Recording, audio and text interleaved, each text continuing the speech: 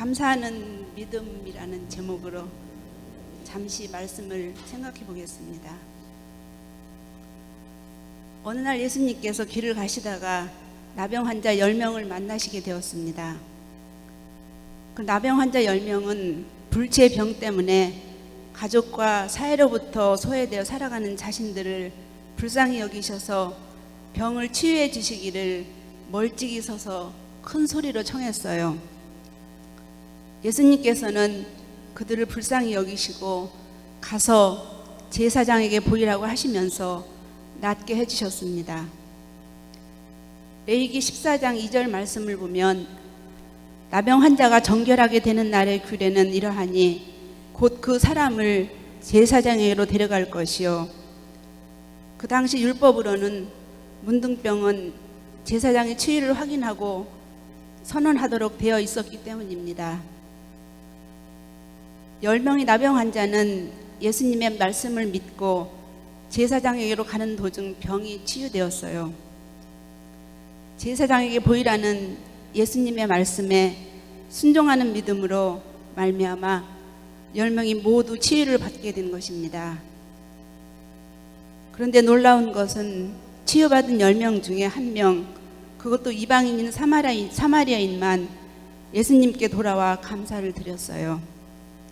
나머지 9명은 치유받은 후 그냥 가버렸습니다. 성경 말씀에서는 9명에 대한 이야기는 더 이상 나오지 않지요.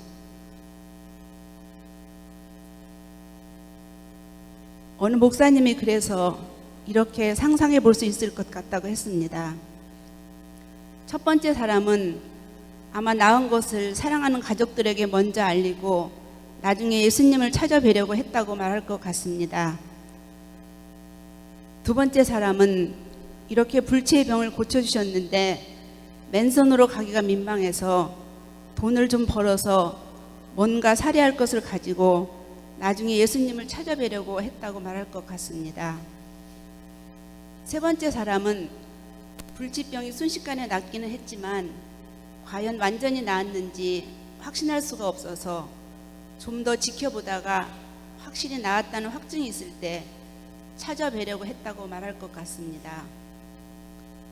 네 번째 사람은 이제 건강하게 되었으니 예수님이 더 이상 필요가 없는데 굳이 다시 예수님을 만날 필요가 있을까 싶어서 그냥 떠났다고 말할 것 같습니다. 다섯 번째 사람은 은혜를 입었다는 부담과 함께 과거의 기억으로부터 자유롭고 싶어서 예수님을 다시 뵙고 싶지 않았다고 말할 것 같습니다.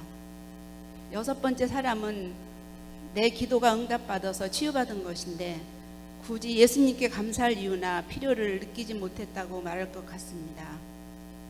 일곱 번째 사람은 그저 예수님의 말씀에 순종하여 제사장에게 보이기만 하면 내 할 일은 다 한 것인데 굳이 예수님을 다시 만날 필요를 느끼지 못했다고 말할 것 같습니다.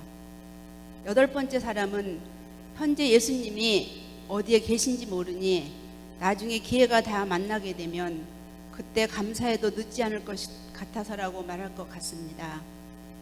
아홉 번째 사람은 아마 자신이 건망증이 너무 심해서 예수님께서 고쳐주신 것을 잊어버리고 떠났다고 말할 수도 있을 것 같다고 했습니다. 그 시대의 나병은 하나님의 저주로 여길 만큼 불치병이고 전염병이었기 때문에 사회에서 완전히 격리되는 병이라서 예수님 가까이도 못 가고 멀리 서서 예수님께 간청했던 것이에요.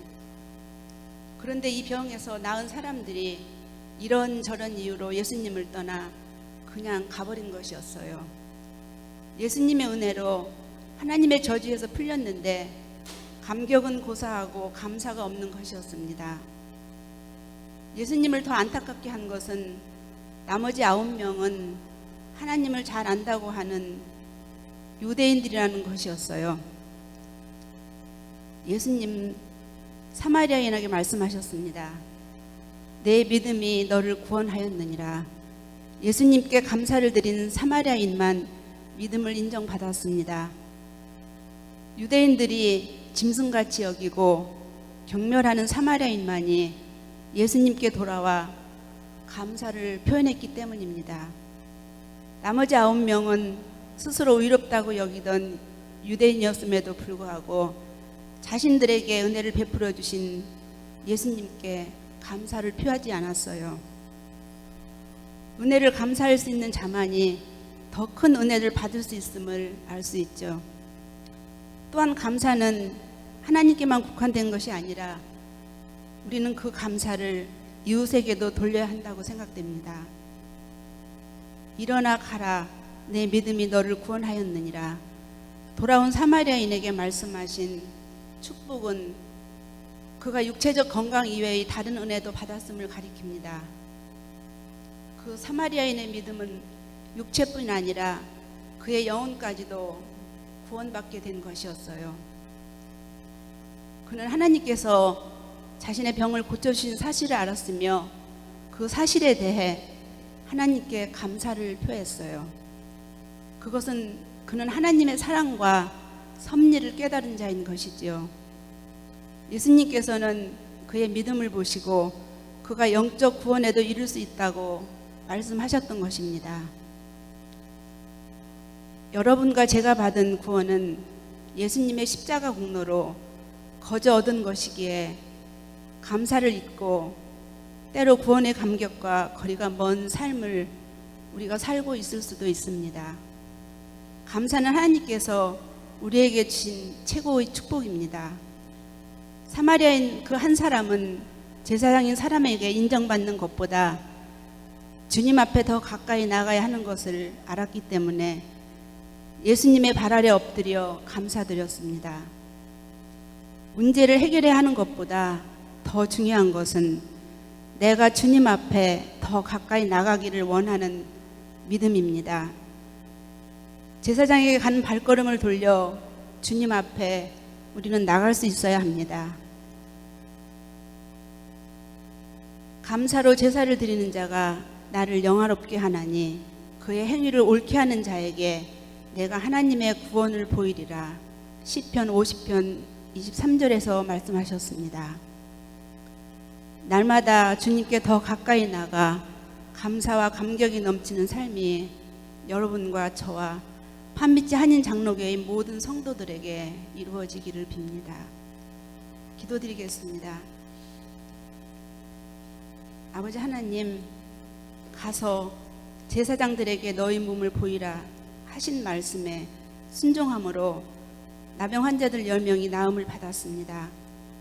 나음받은 은혜에 감사한 사마리아인 한 사람이 더 큰 은혜를 받을 수 있었습니다. 우리가 받은 구원은 예수님의 십자가의 공로로 거저 얻은 것이기에 감사를 잊을 때도 있었습니다. 주님, 저희들을 용서하옵소서. 불쌍히 여겨 주시옵소서.